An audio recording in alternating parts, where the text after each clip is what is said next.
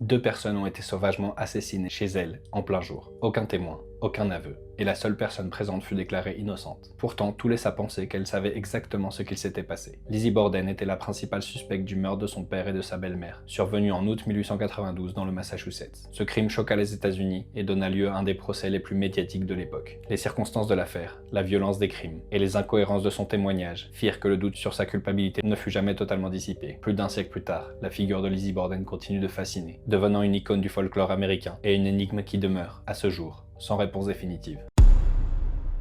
Le contenu suivant a un but purement éducatif et documentaire. Des faits réels sont analysés et peuvent inclure des descriptions de violences ou de comportements criminels. Certaines descriptions ou images peuvent être perturbantes. Cet épisode ne vise pas à glorifier ni à justifier ces actes, mais à comprendre la psychologie et le contexte historique qui les entoure. La plus grande prudence est recommandée.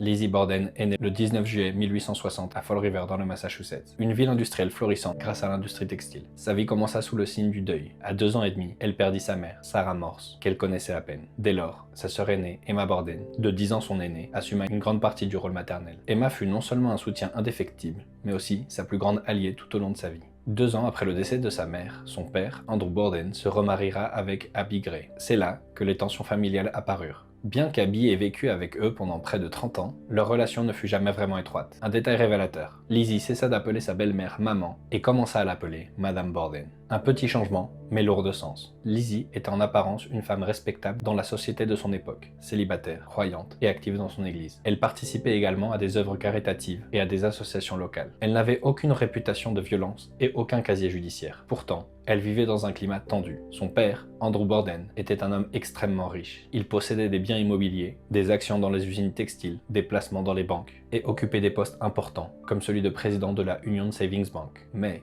malgré sa fortune, il était connu pour son extrême avarice. Cette contradiction se reflétait directement dans la maison familiale. Malgré leur richesse, les Borden vivaient dans une maison sans eau courante, située dans un quartier peu huppé de la ville. C'était une habitation simple et sans prétention, plus fonctionnelle que confortable, et bien loin du niveau de vie qu'ils pouvaient se permettre. L'agencement même de la maison ne favorisait pas une vie harmonieuse. Les espaces étaient organisés de manière pratique, mais ils créaient une certaine distance entre les membres de la famille, donnant au quotidien des allures de coexistence plutôt que de véritables vies communes. Ce mode de vie engendrait de la frustration, surtout pour Lizzie et Emma, qui aspiraient à une vie plus confortable, digne de leur rang. Dans les années précédant le meurtre, les relations au sein de la famille se détériorèrent encore davantage. L'argent en était l'une des principales causes. Andrew avait légué des propriétés à la famille d'Abby, ce qui avait alimenté le ressentiment de ses filles. Lizzie et Emma estimaient que leur belle-mère profitait de la fortune familiale. Des disputes éclataient également au sujet des héritages, des biens immobiliers et des décisions financières. Tout cela créait une atmosphère pesante, empreinte de tensions silencieuses. En apparence, Lizzie Borden était une femme calme,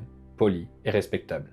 Mais à l'intérieur de cette maison, le ressentiment, la distance émotionnelle et les conflits s'accumulaient depuis des années. Puis vint le jour qui changea tout. Ce matin du 4 août 1892 commença comme tous les autres chez les Borden, à Fall River. Andrew Borden partit tôt pour ses affaires habituelles, tandis qu'Abby restait à la maison pour faire le ménage. Était également présente la bonne, Bridget Sullivan, chargée des tâches ménagères, et Lizzie, qui, selon son propre témoignage, était restée à la maison toute la matinée. Ce jour-là, l'atmosphère était particulière. Les jours précédents, plusieurs membres de la famille avaient souffert de troubles digestifs, ce qui suscitait une certaine inquiétude. Pourtant, la routine se déroula sans encombre. Tôt le matin, Abby Borden monta à l'étage dans la chambre d'Amy pour faire le lit. C'est là que, entre 9h et 10h, elle fut sauvagement agressée. Elle reçut de multiples coups à la tête avec un objet lourd et pointu, ce qui entraîna sa mort immédiate. Son corps gisait sur le sol, apparemment sans que personne dans la maison s'en aperçoive. Entre-temps, Andrew Borden rentra chez lui vers 10h45. En entrant, il se rendit au salon et s'allongea sur le canapé pour se reposer. Environ une demi-heure plus tard, il fut agressé avec la même violence. Les coups portés directement à la tête lui causèrent des blessures dévastatrices qui entraînèrent sa mort quasi instantanée. Pendant ce temps, Bridget Sullivan témoigna qu'elle se reposait dans sa chambre, au 2e étage, après avoir fini de nettoyer les fenêtres. Selon son témoignage, elle n'entendit aucun bruit qui aurait pu lui faire soupçonner quoi que ce soit d'inhabituel dans la maison.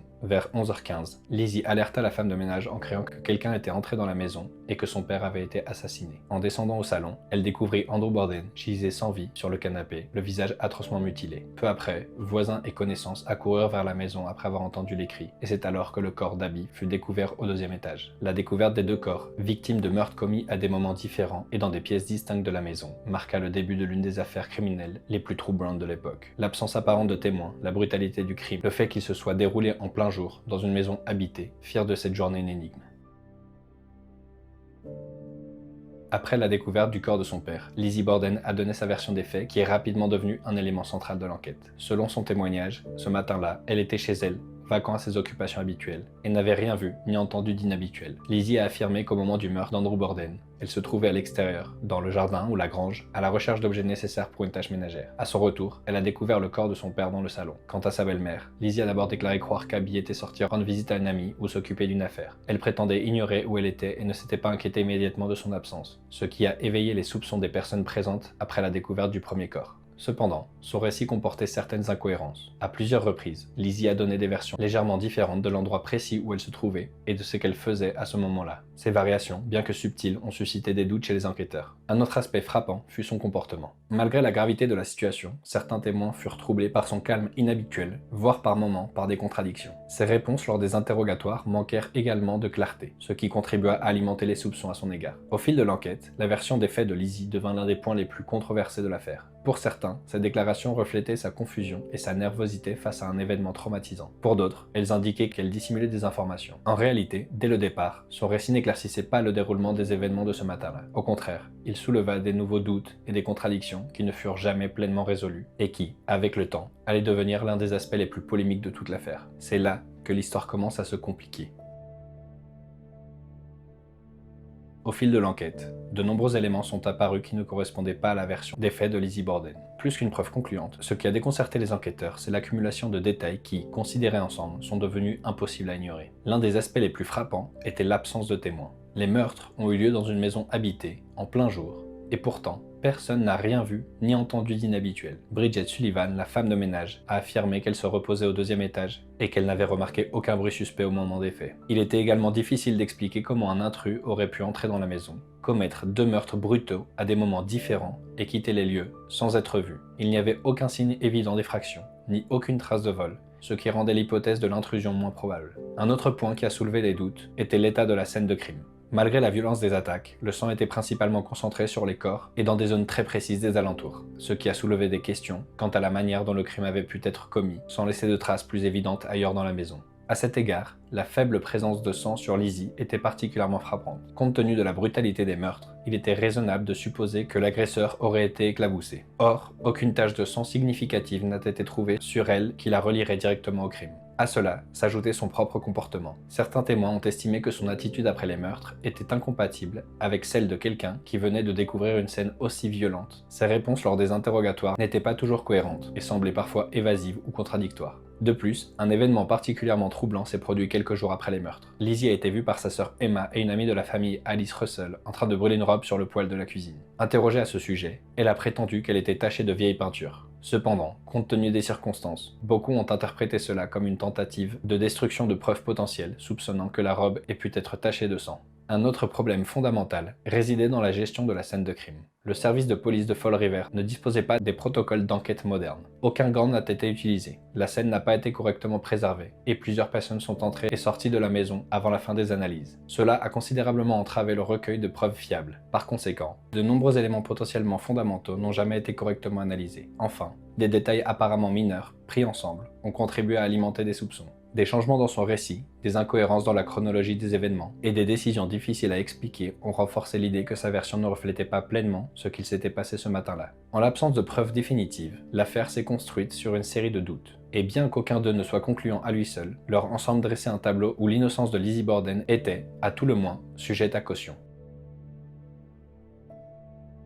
L'un des éléments les plus controversés depuis le début de l'enquête concernait l'arme du crime. Au vu de la nature des blessures, les enquêteurs ont conclu que l'attaque avait été perpétrée avec un objet lourd et tranchant, probablement une hache ou un outil similaire. Lors de la perquisition du domicile, la police a découvert plusieurs outils à la cave, dont une petite hachette sans manche. Cet objet a particulièrement attiré l'attention car il correspondait au type d'instrument susceptible d'avoir causé les blessures. Cependant, il présentait une particularité, sa lame était propre. L'accusation a soutenu que le manche avait été retiré et l'arme nettoyée afin d'éliminer toute trace de sang. Mais cette théorie a également suscité des doutes. Certains experts ont souligné que compte tenu du laps de temps entre les meurtres et l'arrivée de la police, il aurait été difficile de nettoyer complètement l'arme sans laisser de résidus visibles. De plus, il n'a jamais été possible de prouver formellement que cette hachette était l'arme du crime. Aucune tache de sang identifiable ni preuve directe la reliant au crime n'ont été trouvées. Parallèlement, un autre élément troublant est apparu au cours de l'enquête. une tentative d'acquisition de poison quelques jours avant les meurtres. Un pharmacien local a témoigné que Lizzie avait tenté d'acheter de l'acide cyanhydrique, une substance hautement toxique, prétextant en avoir besoin pour nettoyer un vêtement. Le pharmacien, méfiant, a refusé de lui vendre. Cet incident a alimenté les soupçons d'une intention malveillante préméditée au sein de la famille. Cependant, cette information n'a pas été admise au procès, ce qui a limité son influence sur le verdict final du jury. L'arme potentielle et l'incident d'empoisonnement sont restés nimbés d'incertitudes. Aucun des deux éléments n'a pu être prouvé de manière concluante. Mais tous deux ont contribué à renforcer l'impression que l'affaire était pleine d'indices troublants et de questions sans réponse.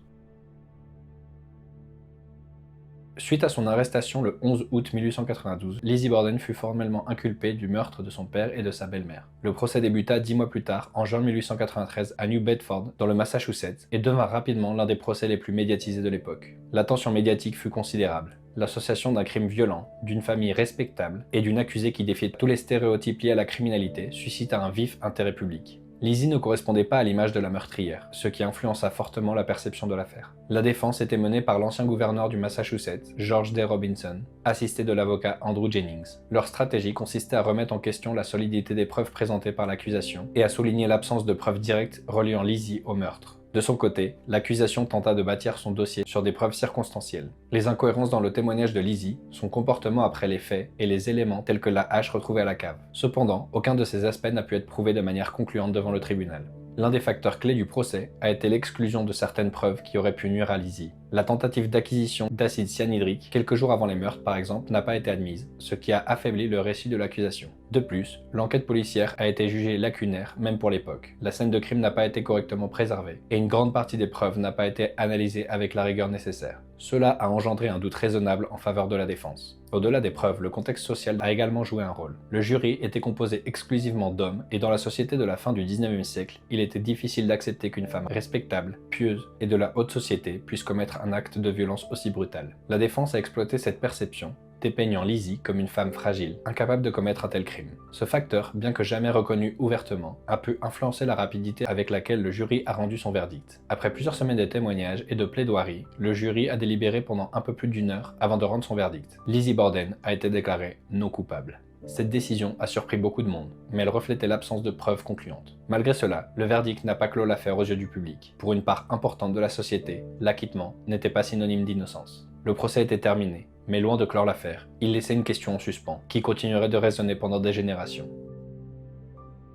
Après son acquittement, Lizzie Borden retourna à Fall River, où elle continua de vivre avec sa sœur Emma. Cependant, sa vie ne fut plus jamais la même. Malgré son acquittement, une grande partie de la société continua de la considérer coupable. Elle fut ostracisée, et son nom resta inextricablement lié au meurtre. Pour beaucoup, le verdict n'avait pas résolu l'affaire, mais avait, au contraire, laissé un mystère encore plus grand irrésolu. Finalement, Lizzie et Emma déménagèrent dans une nouvelle maison, dans un quartier plus huppé. Cependant, leurs relations se détériorèrent au point qu'Emma quitta son domicile familial en 1905 après une dispute, et les sœurs perdirent tout contact. Durant les années qui suivirent, Lizzie mena une vie relativement discrète, toutefois jamais échappée complètement à l'ombre de l'affaire. Son nom continua d'alimenter rumeurs, théories et spéculations. Certains affirmèrent qu'elle avait été victime d'une accusation infondée. D'autres, en revanche, restaient convaincus qu'elle avait réussi à éviter une condamnation. Lizzie Borden est décédée le 1er juin 1927 à Fall River, la même ville où tout s'est passé. Mais son histoire n'a jamais vraiment pris fin. Plus d'un siècle après, l'affaire Lizzie Borden demeure l'une des plus grandes énigmes de l'histoire criminelle américaine, et l'une des plus controversées. Les preuves n'ont jamais été concluantes, la vérité n'a jamais été pleinement établie, et les questions restent sans réponse. Peut-être ne saurons-nous jamais ce qui s'est réellement passé le matin du 4 août 1892, mais une chose est sûre, le mystère de Lizzie Borden reste entier. Merci de votre écoute, abonnez-vous à Atlas Vitae sur YouTube et Spotify pour découvrir d'autres mystères de la science et du corps humain. Chaque auditeur nous aide à continuer de créer du contenu. Laissez-nous un commentaire, et dites-nous quelles histoires vous aimeriez explorer dans les prochains épisodes.